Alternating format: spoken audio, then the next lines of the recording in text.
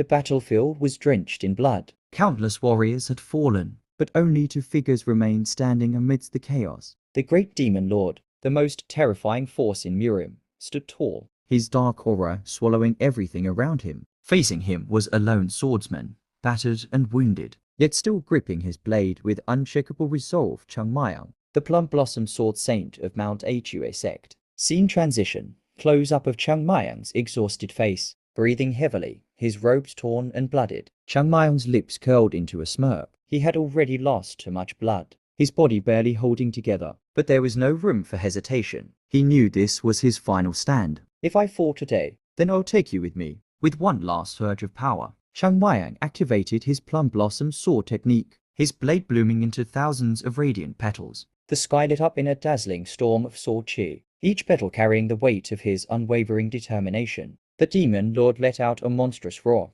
launching his final attack, a wave of pure destruction that could annihilate anything in its path. The battlefield trembled, the ground cracked, and the heavens seemed to collapse. Slow motion scene.